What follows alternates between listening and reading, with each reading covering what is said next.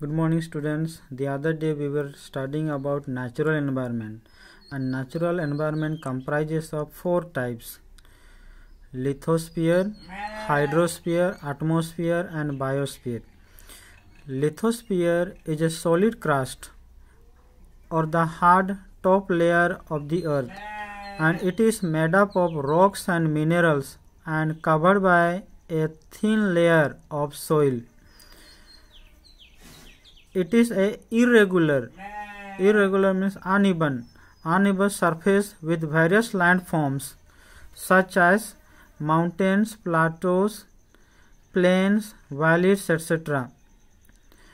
Landforms are found over the continents and also on the ocean floors. Now next is hydrosphere. It comprises various sources of water and different types of water bodies like rivers, lakes, oceans and seas, etc. And it is essential for all living organisms. And the next one is atmosphere. The atmosphere is the thin layer of the air that surrounds the earth. The gravitational force of the earth holds the atmosphere around us. It protects us from the harmful rays of the scorching heat of the sun, and it consists of number of gases, dust and water vapor. The changes in atmosphere produce changes in weather and climate. And the last one is plant and animal kingdom together make biosphere or the living world, and it is a narrow zone of the earth where land, water and air interact with each other and support life. So we are going to discuss today about ecosystem. So what is ecosystem? At an NCC camp that Ravi's class was attending, Jesse exclaimed, "What a heavy downpour! It reminds me of my home in Kerala. You should come and see how it pours and pours and pours over the lush green fields and coconut plantations." Hira from Jaisalmer exclaimed, "We get no rains. We see only kikkar and sand as far as the eyes can see, but you also find camels," said Ravi. Hira says, not just camels.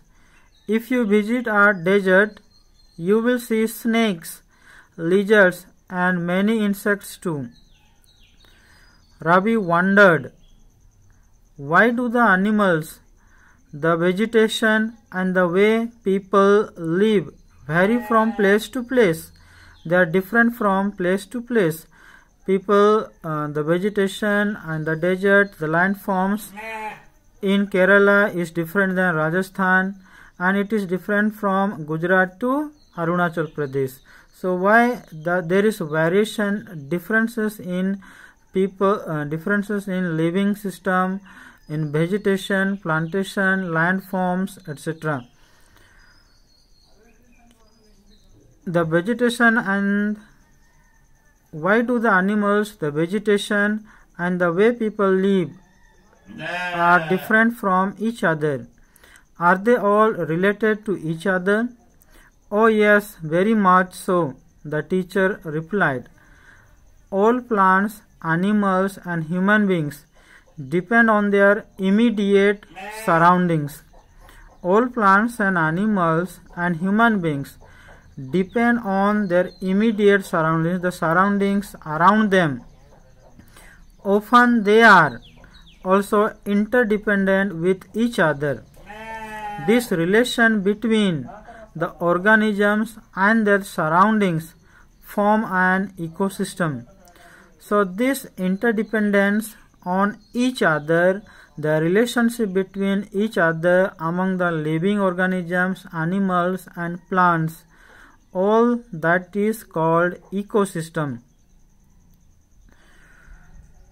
There could be an ecosystem of large rainforest, grassland, desert, mountains, lake, river, pond, ocean, etc.